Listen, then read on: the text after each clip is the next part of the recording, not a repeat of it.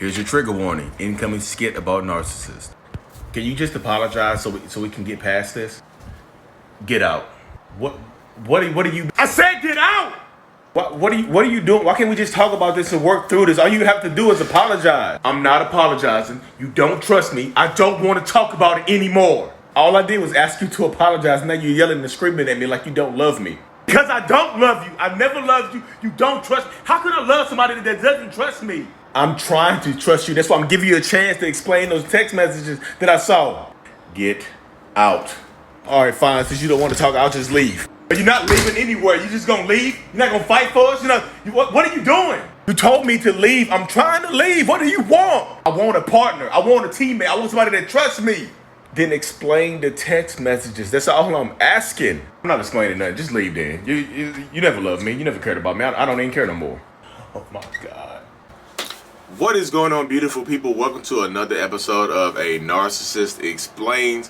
I am self-aware diagnosed narcissist Lee Hammock, and on this show right here, this series right here, I use my platform to raise awareness for narcissistic personality disorder and get more people into therapy and validate the victims and survivors of this disorder by taking my TikToks and my YouTube shorts and I'm making them longer. They are 60 seconds or less. I make them longer over here. The skit you just watched, I hope you observed that trigger warning at the beginning of it.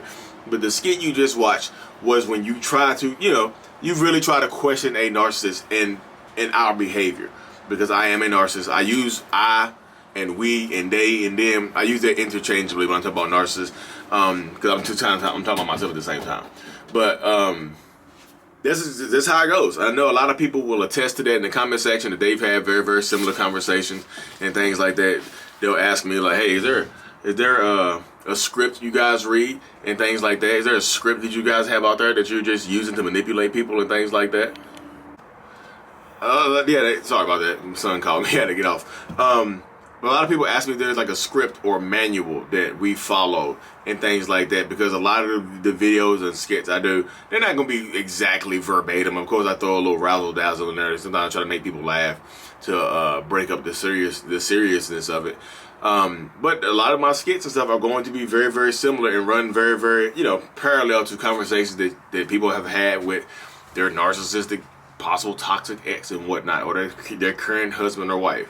They've had those circular conversations where they, you don't trust me, you don't want to be with me, where they automatically start yelling and screaming at you and threaten to end their relationship. They're threatening to end the relationship and telling you to get out. If you're not happy here, you should leave. Those things are common when you're dealing with narcissists. They'll threaten to leave the relationship. They'll threaten to cut you off. They'll threaten to put you down and everything like that. They'll threaten to make everything come to an end. You know what I mean? They'll threaten to shorten everything. Literally. Instead of talking it out, instead of trying to have a civil conversation, and instead of taking any kind of accountability, the narcissist will literally just shut down, shut up, or rage out on you. Because people ask like, why they get so mad? You trying to have a simple conversation? Like I caught them cheating. I try to give them a chance to explain themselves. But you know what they did? I accused them of cheating, and they got angry. Instead of trying to have a civil conversation, they got angry at me. I noticed a text message pop up on their phone. They got angry at me. Why did they get so angry? Because anger is easy. Like what does it matter? Said on TikTok. Her name is What Does It Matter. She said, no one gets angrier than a narcissist that is guilty of what you are accusing them of. The reaction hardly ever matches up with the accusation. The reaction hardly ever matches up with the observation. It's not even an accusation all the time. It's just something you observe. Hey, I just saw a text pop up on your phone. What's that? What are you talking about? That's how it goes. I think a lot of people get it twisted up and get it twisted and turned up, but like that's guilt bubbling to the surface. It's not anger. It's guilt. It's loud as guilt. It's loud as guilt for getting caught up in that situation. It's loud as, it's just super loud. It's extremely loud guilt coming out. They're mad they got caught. They're mad that they're guilty. That's guilt, y'all. That's guilt. Screaming and yelling at an observation, screaming and yelling rather than talking about something that you noticed, that's guilt bubbling to the surface. And if you are willing to accept that, that's pretty much a confession. That's as close. Narcissistic rage for a simple accusation or a simple observation is guilt. It should be called narcissistic guilt because that's what it is. He's like, hey, who's text message? Who is that girl that just text you? Why you worry about who texting my phone? I can't have no privacy in this relationship. That's why I hate being here. I can't have no privacy. Why can't I have no privacy? I mean, I'm just saying, like, if we're together and you have friends, I feel like, why can't we all be friends? Why I can't have my own separate friends? Why? That's guilt. And that is 100% guilt, and it should be seen as such. But people are so forgiving and so easy to reconcile and things like that you just let it go. Another break in the story, y'all. Sorry, my son's school bus. I don't know. Schools here is just crazy. But yeah, you're so forgiving. You want to reconcile so bad that you just let that anger. You're just scared to have conversations where you're okay with getting cheated on and treated terribly. And that's how it goes. You become okay with that behavior. And people take it for what it is. I mean, they take it for what it is. Like, if they feel like they can yell and scream at you and just get you off the target, get you away from everything, then that's 100% what they'll do. They'll 100% take everything away, 100% strip everything down, and just argue with you instead of having a conversation. And if you back down and don't have that conversation with them, if you back down and just leave them alone, or you just don't, what the narcissist really wants to do is get you to the point where you don't even bring it up anymore because you're scared to bring it up.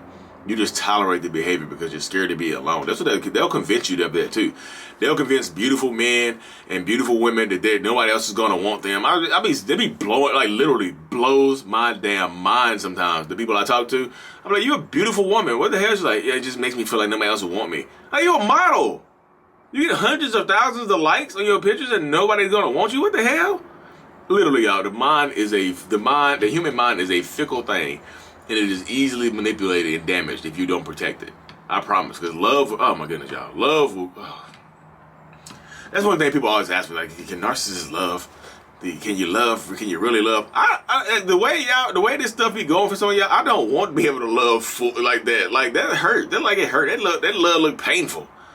That don't look like no love right there. That look like pain. It's just like, I know I've been getting my ass beat. I know this. I know all of this. I know it. I know it's not right, but I love them and I can't leave them alone. Like, well, good God, I don't want that love. That's not the love that I want. That don't look like love to me. You know what I mean? It look like torture. It look like pain. And I don't like pain and torture. I'm not masochistic. I'm not a sadist. I don't like dealing with that type of stuff. But stay strong in your truth, y'all. Be like, people are like, how do you have a conversation with them then? You just have to say it straight to the point. If you have proof. And you don't. I tell these people all the time, you don't need a confession from a narcissist. If you have proof and you want to leave, just make a plan to leave, because that's what you'll get right there. That screaming, yelling, stuff like that. That's 100% what you'll get right there. Screaming, yelling, fussing, fighting, for what gain? You know what I mean? For what gain? Some love. That's what y'all say. Love. It's love. I love it. That's why. Okay. Love will get you hurt. Anyway, y'all, thank y'all for tuning into another episode. Sorry about the random breaks in here. I hope this was very, very cohesive and things like that. I really, truly appreciate everybody. Like and subscribe for more, because guess what? As much as, it's a little fly my ear, as much as y'all learn from me, I learn even more from y'all. Thank y'all so much. Mental Healness is out. Peace.